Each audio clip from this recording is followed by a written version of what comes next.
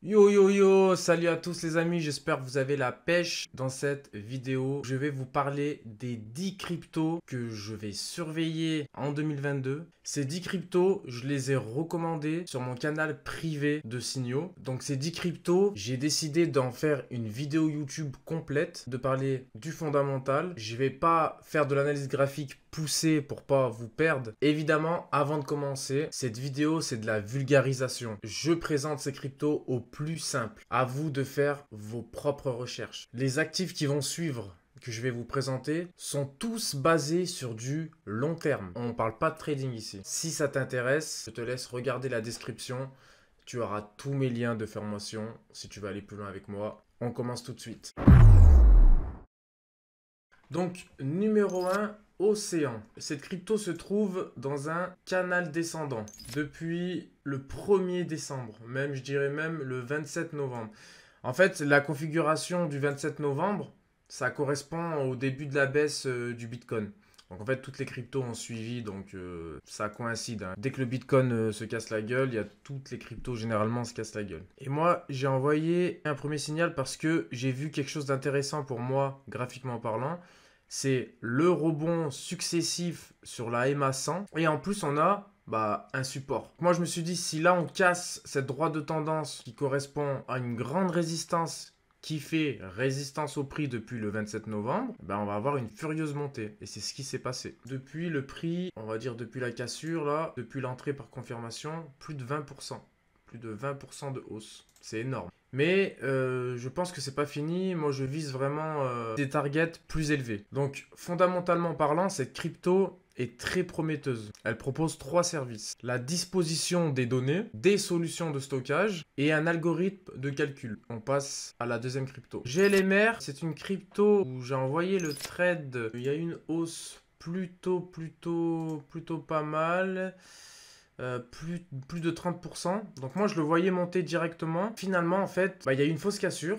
La crypto-monnaie a voulu retester l'ancienne résistance, donc la droite de tendance, qui fait résistance au prix depuis le 3 avril 2022. Elle n'arrive pas encore à sortir, il manque un peu du volume, mais voilà, on est quand même en dessous des EMA. Je suis presque à break-even sur ce trade. Moi, j'étais rentré plutôt ici, une première cartouche, deuxième cartouche ici. Et j'avais sécurisé mon trade, donc j'avais remonté mon stop loss à mon prix d'entrée. Et derrière, le prix, voilà, c'est un peu mou. Fondamentalement parlant, qu'est-ce que c'est le GLMR? En fait, en résumé, c'est le réseau Moonbeam. C'est un projet construit sur la parachaîne Polkadot. Eux, ils cherchent à créer un pont qui communique et qui permet l'exécution d'applications Ethereum au sein de Polkadot. Ils essayent de mettre en place quelque chose qui peut être utile pour la blockchain. On passe à la numéro 3, ADA Cardano. Depuis que le Bitcoin a subi les enfers, hein, la crypto a quand même perdu plus de 90%. Mais il y a un rebond sur un support important sur du weekly. Donc pourquoi pas? Pourquoi pas? Évidemment, on est en dessous des EMA de toutes les moyennes mobiles. Le support des 0,26... Pour moi, c'est le support le plus important sur ADA Cardano. Bon, daily, il est déjà bien parti. Il a rebondi sur les 0,25. Il a l'air de buter sur la EMA 50. Alors, numéro 4, Kusama. En daily, on voit qu'on a un gros support, une bonne droite de tendance sur le RSI. On a un bon support à 22 dollars. Résistance majeure sur les 25,76. Donc ici, à mon avis, il y aura un bon signal d'achat. L'objectif du projet Kusama, c'est de résoudre le problème de scalabilité des crypto-monnaies en général. C'est tout simplement la possibilité de connecter plusieurs blockchains dans un environnement qui est plus sécurisé que les autres cryptos. Et c'est quelque chose que j'ai noté, c'est un réseau parallèle au projet DOT. Numéro 5, le NIR. Attention tout de même parce que on a une résistance ici à 1,60 à 1,80. On a la EMA 50 qui fait barrage au prix. Voilà, on a même une résistance ici sur les 1,60. Il faut qu'on ait du volume d'achat, un volume haussier pour qu'on éclate la EMA 50 et qu'on éclate la résistance des 1,80 et qu'on évolue au-dessus de tout ça. Donc prochain objectif, les 2,24 et pour plus tard à long terme, hein, les 3,50. Le NIR Protocol, qu'est-ce que c'est? C'est une blockchain de type layer. Elle fonctionne avec un mécanisme de type Proof of Stake. servant à la construction d'applications décentralisées et aussi en aidant l'adoption du web 3.0. 6. Polkadot. On est dans un biseau extrêmement baissier depuis le fameux mois de novembre. Pareil, on a cette droite de tendance qui fait barrage au prix. Donc moi, tu vois, c'est pas sorcier, je vais pas chercher plein de signaux. Non, juste du volume avec la cassure ici de cette droite de tendance. Et en même temps, il y aura la cassure de la MA50. Donc ici, signal d'achat sur les 5-10 pour une entrée par confirmation. Si tu veux rentrer par... si tu devais rentrer par anticipation, tu serais rentré ici sur la droite de tendance ou tu serais rentré sur le pullback sur la MA20. Ok ?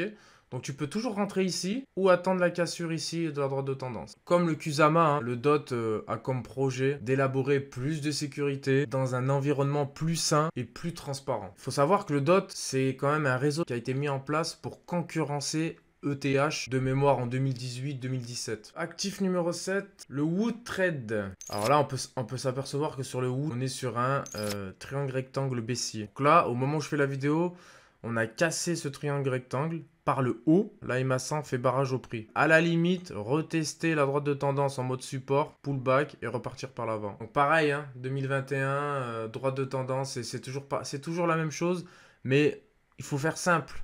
Le graphique, c'est simple, il ne faut pas se le rendre compliqué. Moyenne mobile, triangle rectangle, volume, support, résistance.